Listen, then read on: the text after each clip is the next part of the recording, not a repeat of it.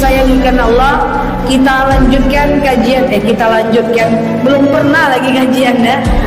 Hari ini karena baru pertama kali kita ketemu, maka hari ini kita bahas yang gampang-gampang aja.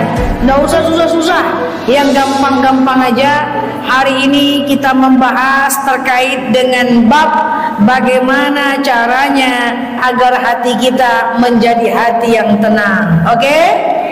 Pengen hati tenang? Pengenlah, ini wajah-wajah galau semuanya. Jadi saya sering bilang kepada jemaah bahwa berkah itu dicari. Berkah, barokah, ketenangan itu enggak sama dengan kebahagiaan. Kalau kebahagiaan bisa dikejar dengan dunia, tapi kalau ketenangan tidak bisa hanya dengan dunia saja. Saya ambil sebuah contoh. Misalnya ibu-ibu yang saya sayangi karena Allah suntuk di rumah, lalu ibu-ibu ada uang, ibu-ibu pergi jalan ke Jakarta, ke Jogja, jalan-jalan ke pantai, ke Ulu Kasok, ke Sungai Hijau. Ya kan? Ibu ada uang, ibu suntuk di rumah, lalu ibu pergi jalan-jalan. Bahagia enggak? Bahagia dong. Berfoto, pakai kacamata hitam, taruh kacamatanya di sini, ambui seketek, ya kan? Kaki langsung terbang, senang berfoto, bahagia ibu-ibu. Ibu ada uang, pergi jalan-jalan, bisa bahagia. Tapi setelah ibu jalan-jalan 3 hari, 4 hari, 5 hari, nyampe di rumah piring berserak-serak. Ibu menjadi tak tenang lagi. Apa yang saya maksud? Bahagia bisa dibeli, tapi ketenangan tak bisa dibeli. Orang yang tenang sudah pasti bahagia. Orang yang bahagia belum tentu tenang. Kalau ibu sering melihat orang jalan-jalan ke luar negeri, atau kita mungkin jalan-jalan, dikit-dikit kita happy-happy dan lain-lain gitu ya, itu apakah dia bahagia? Ya, dia bahagia. Kita pengen seperti dia. Tapi apakah hidupnya tenang? Belum tentu. Karena ketenangan hanya dia dan Allah yang tahu. Kalau bahagia bisa dicari, Bu. Tinggal ibu pergi makan-makan, ibu suntuk ada uang banyak, bisa bahagia. Pergi kemana-mana, jalan-jalan, makan-makan, bisa cari apa yang ibu suka, beli tas yang ibu suka, beli handphone yang ibu suka, beli baju yang ibu suka, bahagia. Tapi belum tentu mendatangkan ketenangan. Maka apa beda kebahagiaan dengan ketenangan? Kebahagiaan itu adalah apa yang bisa kita ciptakan, ketenangan itu apa yang bisa kita usahakan. Bahagia bisa kita ciptakan. Ada uang, lakukan sesuatu, kita bahagia. Ketemu cucu, kita bahagia. Tapi kalau ketenangan gak bisa diciptakan begitu saja. Ketenangan harus diusahakan. Tenang itu adalah berkah. Orang yang hidupnya berkah, maka hatinya tenang. Kalau dia tenang, dalam kondisi apapun dia tenang. Apakah ada orang yang sendiri? Tanda dia merasa kesepian? Belum tentu. Kalau ada ketenangan dalam hatinya. Apakah orang ramai-ramai adalah petanda hidupnya tenang? Belum tentu. Kadang orang yang hidup ramai tapi merasa ada yang kurang dalam hatinya. Jadi ketenangan itu apa bedanya dengan kebahagiaan? Kalau ketenangan itu adalah dia berasal dari dalam hati. Apapun kondisi kita, kita tenang. Saat sendiri kita tenang, saat bersama kita tenang, saat nggak bisa jalan-jalan kita tenang. Karena kita cukup bahagia dengan diri kita sendiri. Itulah ketenangan. Bahasa lainnya adalah keberkahan. Dan berkah ini diusahakan. Coba sebut semua. Diusahakan. Berkah itu diusahakan. Maka siang ini 30 menit ke depan kita akan belajar bagaimana kita mengusahakan sebuah keberkahan atau ketenangan. Sering Ustadz ceramah tentang ini, tetapi jarang yang menyampaikan contohnya, sehingga bingung cara mengamalkannya. Maka hari ini saya akan sampaikan contoh dalam kehidupan kita sehari-hari, bagaimana cara memperoleh ketenangan. Kita mulai? Nah, setelah ini diamalkan ya. Oke, diingat-ingat, jangan nyampe rumah nanti apa ceramah ustazah TikTok tadi mah. Ndak aja ledo, yang penting ancak orangnya. Itu aja nanti kan susah gitu kan. Diingat kajiannya, ya nggak ingat orangnya aja, oke? Narsis sekali ustazahnya, agak lain memang. Nah, ibu-ibu yang saya sayangi karena Allah, bagaimana cara mendapatkan ketenangan? Sering disampaikan ustadz-ustadz, cuman jarang dicontohkan. Saya akan contohkan hari ini. Yang pertama, cara mencapai ketenangan batin adalah syukur. Sering dengar? Syukur, tapi masalahnya kayak gimana cara bersyukur? Sering kita dengar ustaz-ustaz ceramah, bersyukur, bersyukur, bersyukur, bersyukur. Masalahnya kayak mana cara bersyukur itu? Memang ada dalil, la in syakartum la azidannakum wa la in kafartum inna azabi lasyadid. Kalau kalian bersyukur Allah akan tambah nikmat, kalau kalian tak syukur maka azab akan pedih. Apa itu syukur? Bagaimana caranya? Jadi begini Bu, pernah kan dengar kata-kata syukur kan? Syukur itu adalah kemampuan kita. Ini saya sederhanakan bahasanya biar cocok dengan wajah-wajah yang ada di depan saya ini ya. Tinggi-tinggi kali tak pula paham nanti kan. Syukur itu adalah bagaimana kita bisa merasakan apa yang sedang kita ada dan tak bertanya apa yang tadi ada. Saya ulang ya. Syukur itu adalah mampu menikmati atau merasakan apa yang ada dan kemudian tidak menanyakan apa yang tidak ada. Terakhir yang ketiga, syukur itu adalah bisa merasakan dan menikmati apa yang ada dan tak bertanya apa yang tidak ada. Bisa ceramah di mana-mana tentang syukur. Cobalah, banyak kita yang nggak bersyukur dalam kehidupan sehari-hari. Contoh yang sering saya contohkan yang sehari-hari aja lah. Berapa banyak baju di dalam lemari ibu? Banyak. Yang dipakai kok yang itu aja? Iya Zah, betul Zah, enggak ya. Jadi gini Bu, kita kan yang beli baju siapa? Kita. Belinya pakai uang kita. Yang milih kita. Bisa tuh ya manusia, kalau dia milih baju dia bilang, ndak cantik dong, ditaruhnya lagi. Diambilnya lagi baju lain, baju ini ndak cantik dong, ditaruhnya lagi. Diambilnya baju lain lagi, yang ini ndak mantap dong, ditaruhnya lagi. Padahal bajunya itu bagus, tapi dia tidak bisa merasakan betapa indahnya baju yang dia pakai. Padahal tadi yang beli dia, yang pakai uang dia, yang milih dia, tapi dia tidak merasakan indahnya baju itu. Pas dia pakai baju yang ini, beda lama ketiaknya dong, taruh lagi. Dia pakai enak-enak pinggulnya dong, dia taruh lagi. Ujung-ujungnya apa? Dia sering ngomong kayak gini, aku mau pergi pengajian baju ndak ada dong. Padahal dibuka betul bajunya tuh meruntuh lemarinya. Ujungnya yang dia pakai baju-baju KTB bolong terus. Kenapa? Karena ini secara nggak langsung Allah Subhanahu wa Ta'ala menunjukkan kepada kita, syukur itu kita punya banyak Bu, tapi kita tidak mampu menikmati Bu apa yang ada. Mana enak hidup kayak gitu Bu?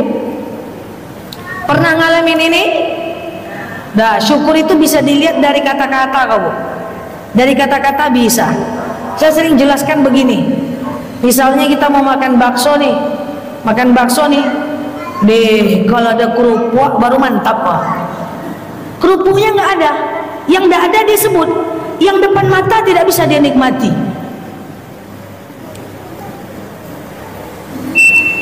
Angguk luar biasa. Oke. Dia makan sate, pas dia makan satu tusuk, mantap lagi yang disimpang tuh, yang disimpang tuh enak rasanya. Ikun tapu-apu katanya. Tidak bisa Bu, Allah angkat dia untuk tidak menikmati apa yang ada. Itu ciri orang yang gak bersyukur. Dia makan sup, banyak kali minyaknya, padahal minyak daging. Itu ciri orang yang tidak bersyukur. Dia tidak mampu menikmati apa yang ada dan dia hanya menanyakan apa yang tiada. Oke? Nah, pertanyaannya adalah bagaimana caranya supaya kita tidak menjadi orang yang seperti ini? supaya kita bisa menikmati apa yang ada dan jangan bertanya apa yang nggak ada. Cara yang pertama tentang pakaian tadi, ibu-ibu pastikan kita membeli barang secukupnya yang bisa dan yang betul-betul kita gunakan. Kalau ibu ragu, lebih baik jangan ibu beli, atau kalau udah terbeli ibu kasih orang, karena baju yang banyak nggak kita pakai termasuk mubazir dan akan dihisap di yaumil akhir. Jadi kalau ibu beli baju itu ibu tengok, baju ini cantik enggak ya, cantik enggak ya, cantik enggak ya. Kalau ibu ragu, lebih bagus jangan ibu beli, karena biasanya barang yang dibeli dalam keraguan maka tidak akan digunakan, karena yang ada adalah syahwat. Tapi kalau kita bergerak dalam kebutuhan, wah ini cantik, ini aku suka nih, belilah, maka insya Allah akan kita pakai. Baju-baju yang lama saya umumkan, ibu-ibu kasih orang, biar ibu bisa menjadi, kita bisa menjadi orang yang lebih bersyukur. Insya Allah kita bisa nikmati apa yang kita punya. Kalau kita pakai baju ini enak, kita pakai tas ini nyaman, kita makan di mana saja terasa nikmat, itu adalah ciri orang yang bersyukur. Nah, ibu-ibu yang saya sayangi karena Allah, orang yang tenang hidupnya adalah orang yang bersyukur. Insya Allah dengan dia bersyukur, Allah akan tambahkan nikmat untuknya. Di sini ada yang jualan, ada yang kerjanya jualan. Oh banyak ya. Jualan itu mengajarkan kita, mengajarkan ibu-ibu semua tentang arti syukur dong.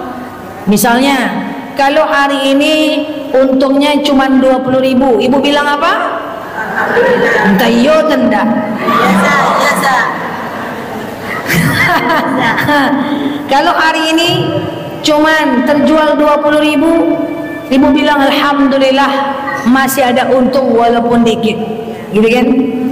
Besok terjual banyak, woi alhamdulillah, bisa menutupi kemarin yang kurang untung. Besoknya lagi nggak ada berjual beli, nggak ada, untung cuma 5.000 perak, alhamdulillah, kemarin kan udah besar untungnya. Kalau kayak gitu cara ibu berkata dalam jualan, saya yakin jualannya laris, insya Allah. Saya ulang, kalau hari ini lagi rendah, kita bilang apa? Alhamdulillah, daripada ndak ada sama sekali. Kan gitu kan? Besok ternyata naik penjualannya, alhamdulillah, lebih naik daripada yang kemarin. Oke? Besoknya ternyata lebih turun lagi, alhamdulillah, kemarin kan udah naik dah. Gitu. Paham kok? Kalau enggak 20.000, 20.000 nya besok banyak bang untungnya. Alhamdulillah, coba kalau dari Patang mau diikut, coba kalau dari kemarin kayak gini, besoknya lebih rendah lagi. Ternyata enggak tiap hari untung nih dong. Kita gelisah. Maka itulah sebab hidup kita tuh gini-gini aja. Tapi kalau kita bisa menikmati apa yang ada, apa yang sedikit kita syukuri, maka insya Allah kita akan dinaikkan derajatnya, akan dilariskan jualannya. Makanya kalau ada yang nanya, Ustazah gimana agar jualan laris? Caranya adalah syukur. Tunggu aja nikmat. Insya Allah lebih banyak lagi kalau kita mampu menikmati apa yang ada. Insya Allah. Yang kedua, pengen hati tenang. Yang kedua, cara agar hati tenang adalah jangan membandingkan nasib kita dan takdir kita dengan orang lain. Kenapa kita ini banyak tidak tenang? Karena kita itu suka membandingkan nasib kita dengan nasib orang lain. Ya Allah, tengok tetangga saya ya Allah, suaminya ganteng, anaknya baik, mertuanya baik, orang kaya ya Allah. Tengok aku ya Allah, anak melawan, mertua bikin sakit hati, tetangga entah apa modelnya, suami tidak berubah-ubah dari dulu loh. Terbandingkan nasib kita dengan nasib orang lain. Kita tidak bisa bandingkan nasib kita dengan nasib orang lain. Kenapa? Karena kualitas iman berbeda, enggak mungkin cobaan sama.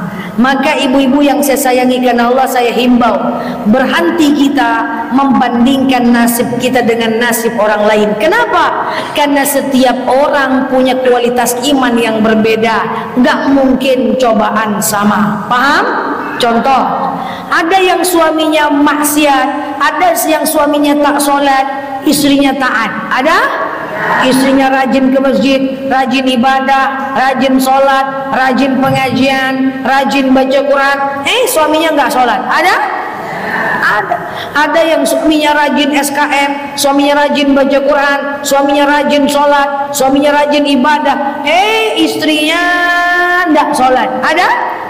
Ada. Ada yang suami istri cantik, ganteng, soleh, soleha, kaya raya, anak cantik, ganteng, soleh, soleha, kaya raya, mertua bikin sakit hati. Ada? Ada. Ada yang suami istri cantik, ganteng, soleh, soleha, kaya raya, nggak punya anak. Ada? Ada yang suami ustadz, istri ustadz, ulama, anak misalnya maksiat. Ada? Ada. Takdir Allah yang tentukan. Artinya apa? Jangan bandingkan nasib kita dengan nasib orang lain, karena kualitas iman berbeda, nggak mungkin cobaan sama. Jadi jangan ibu suka banding-bandingkan dengan tetangga. Kok kayaknya dia bahagia ya, kok kayaknya dia bahagia ya. Kan seperti kajian kita yang pertama tadi. Apa isi kaji kita? Orang yang berbahagia di depan belum tentu kebahagiaan sejati. Kalau kita tengok dia berfoto-foto, belum tentu bu, belum tentu. Jangan-jangan dia menyimpan luka yang dalam di hatinya dan dia ingin menutupinya dengan menampakkan kebahagiaannya. Dan belum tentu orang yang diam-diam itu tak bahagia, tak tenang. Bisa jadi dalam dia tenang, dia menampakkan bisa jadi dalam dia diam, dia mendapatkan kebahagiaan. Karena kenapa? Karena memang tenang itu adanya dari dalam. Maka saya himbau ibu-ibu semuanya, berhenti kita membandingkan nasib kita dengan nasib orang lain. Jangan, karena kualitas iman berbeda, nggak mungkin cobaan sama. Itulah yang saya maksud. Terima takdir kita dan berusaha keluar dari itu semuanya. Insya Allah hati kita akan tenang. Oke, nomor satu apa tadi? Syukur. Nomor dua, jangan bandingkan nasib kita dengan nasib orang lain. Yang ketiga, ibu-ibu yang saya sayangi karena Allah, agar kita punya hati yang tenang, hati yang berkah, jiwa yang tenang, maka saya sarankan kepada ibu-ibu semuanya tentang pahami konsep ujian. Konsep apa? Ujian. Ibu-ibu yang saya sayangi karena Allah, kalau yang sudah lama mendengarkan ceramah saya pasti paham. Orang yang ngerti dengan konsep ujian, saya pastikan hidupnya lebih tenang. Karena kenapa? Dia bisa membaca soal ujiannya sehingga dia bisa menjawabnya. Begini bu, ibu dulu dengan bapak kan suka saling menguji-nguji kan? Kok senyum ibu?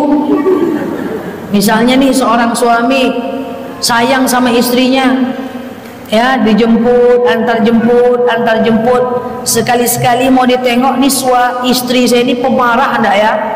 Sekali-kali diterlambatkannya jemput sikit. Kalau ibu mengamuk berarti ibu nggak lulus ujian. Dek, maaf yang dek, abang telat. Nggak apa-apa kok bang, aku menunggu dengan gigi yang rapat bang. Berarti lulus ujian. Ibu juga kadang-kadang suka nguji-nguji suami. Setidaknya dulu coba kau diginikan dia marah enggak ya, kau diginikan dia marah enggak ya. Apa tujuannya? Untuk melatih kesetiaan. Ujian tujuannya untuk melatih kesetiaan. Itu sama dengan ujian-ujian yang lain. Contoh, ibu coba jawab, di sini kampus UIN dekat ya. Anak kuliah itu kan 1 semester, betul? Katakan ada seorang mahasiswa dari semester 1 sampai semester 2 dia rajin kuliah, tugas dikumpulkan, lalu kemudian dia itu rajin jawab pertanyaan dosen, duduk paling depan, makalah dikumpulkan, ujian tengah semester dikerjakan. Rupanya waktu ujian akhir semester sakit mah dia, lalu dia tidak bisa masuk ujian, nggak bisa hadir ujian, dia nggak ikut ujian. Kira-kira naik kelas nggak? Naik kelas nggak? Nggak bisa naik kelas. Sepintar apapun dia, sehebat apapun dia nggak ikut ujian 45 menit, maka tidak bisa dia naik kelas. Itulah hidup ini. Ibu mau beriman apa? segimana ibadahnya, sehebat apapun taatnya, sebanyak apapun sodakohnya, kalau nggak diuji maka tidak akan naik kelas. Saya akan jelaskan konsep ujian. Saya sering kali dengar orang-orang ngomong kayak gini, Ustazah, saya pengen hijrah Ustazah, tapi kok semakin saya hijrah semakin saya banyak ujian ya. Pernah dengar gitu? Semakin saya dekat dengan Allah, semakin saya rajin sholat, kok semakin saya ini banyak cobaan ya. Ibu jangan lagi pernah ngomong kayak gitu Bu. Itu sama dengan ibu ngomong dengan suami ibu, bang, semakin dengan abang kok makin pusing hidupku ya bang. Mirip Bu kata-katanya Bu, kayak gitulah Bu. Ibu dekat dengan seorang teman, bray, besti, makin dekat dengan kau makin pusing palaku. Mirip kayak gitu Bu. Maka nggak ada jauh-jauh beda ibu ngomong dengan Allah. Yang udah pernah ngomong kayak gitu istighfarlah dari wajahnya sering. Yang udah pernah ngomong kayak gitu istighfarlah dari wajahnya sering ngomong gitu ya.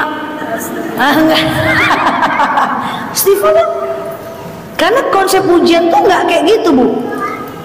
Ibu rajin, ibu taat, rajin sedekah, rajin ibadah, rajin bangun malam, rajin sholat duha, Allah kasih ujian Bu. Memang kayak gitu Bu, tetap dikasih ujian. Apa tujuan Allah kasih ujian? Kamu sholat tahajud ya, kamu sholat duha ya, kamu rajin ibadah ya, aku coba kasih ujian ya. Kira-kira dengan engkau dikasih ujian, kusakitkan anakmu dan suamimu serentak, lalu kemudian engkau ditipu bisnismu, Allah pengen lihat apakah saat engkau aku kasih ujian engkau masih tetap ibadah enggak.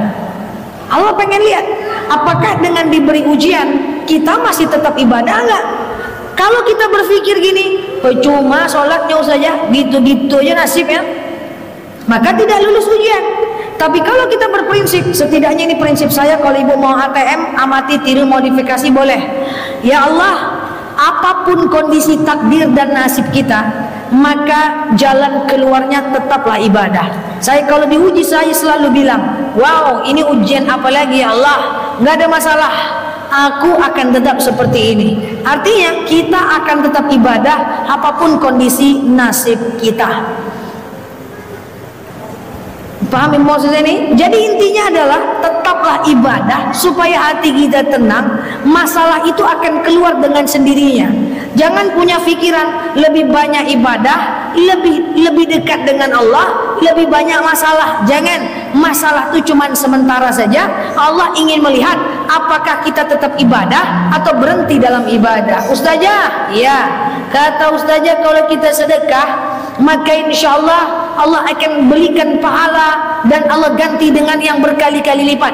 Dalam dalil dikatakan, masalul ladzina yunfiquna amwalahum fi sabilillahi kamathali habbatin ambatat sab'a sanabila fi kulli sumbulatin mi'atu habbah. Sekali kita bersedekah, Allah akan balas 700 kali lipat. Ustazah, saya sedekah di masjid 100.000, keluar dari masjid hilang motor saya Ustazah. Kata Ustazah, kalau kita sedekah Allah berikan pahala yang berkali-kali lipat. Kenapa ini saya sedekah kok keluar dari masjid hilang motor saya? Percuma saya sedekah, tidak usah lagi-lagi saya sedekah, gagal ujian.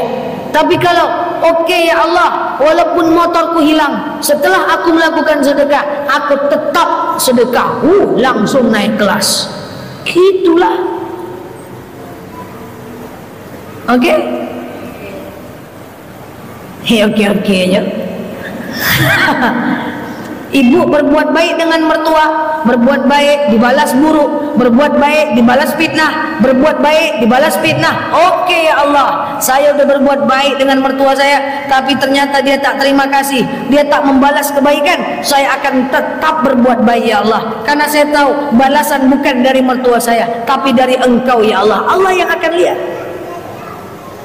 Ibu teman saya misalnya, saya berbuat baik dengan ibu, berbuat baik, tahu-tahu saya butuh bantuan, ibu tidak bantu saya tetap berbuat baik sama ibu. Apa tujuannya? Saya ingin melihatkan kepada Allah, apapun kondisi nasib saya tetap baik. Itu kalau mau lulus ujian. Tidak gini dong, berbuat baik, pas kita butuh dia tidak bantu. Tidak tahu diuntung mah. Tidak iyo kodo. Kemarin ku bantu kau, sekarang aku minta bantu tak kemana-mana kau. Ceritakan pula sama orang-orang, tengoklah tuan, kapanpun dia butuh saya bantu, sekarang saya butuh dia tak kemana. Ceritakan ke satu komplek, hilang pahala sedikitnya, dan malah berganti dia dengan ghibah dan berdosa. Gitu. Kok ibu gitu kali nengok saya? Entar lagi saya berhenti 10 menit lagi. Kayak gitu Bu. Jadi memang harus kayak gitu hidup. Kan kita ngerti nih, idrak silabillah ini, Allah subhanahu wa ta'ala melihat ini, Allah sedang uji ini, kita harus pelajari ini. Jadi ngerti kita konsep ujian, insya Allah hati kita tenang. Orang gak ngerti pun, orang gak balas pun kebaikan kita, kita tenang aja, karena kita tahu itu ujian. Ponakan kita sekolahkan S1, S2, S cendol, S tontong, S pukat, kita kasih dia biaya, kita suruh dia makan di rumah kita, apa yang kita makan dia makan. Suatu ketika dia jadi anak sukses, lalu anak kandung kita butuh bantuan dia, lalu kemudian kita telepon dia udah jadi direktur di Yogyakarta pura-puranya. Bantu nih ponakanmu nih ya, bantu carikan di Jogja itu kampus yang agak bagus sedikit. Dia aku sibuk deh. Langsung tuh itu ujian. Saat dia bilang aku sibuk deh, terus itu ujian. Nah, kalau dalam hati, oh ndak tahu diuntung. 6 tahun kau tinggal di rumah aku, sekarang cuma minta tolong aja nyarikan kampus. Aku yang bayar, bukan kamu yang bayar. Tak mau kamu diceritakan sama saudara, diceritakan sama tetangga, diceritakan ke satu komplek, diceritakan, semua kita ceritakan.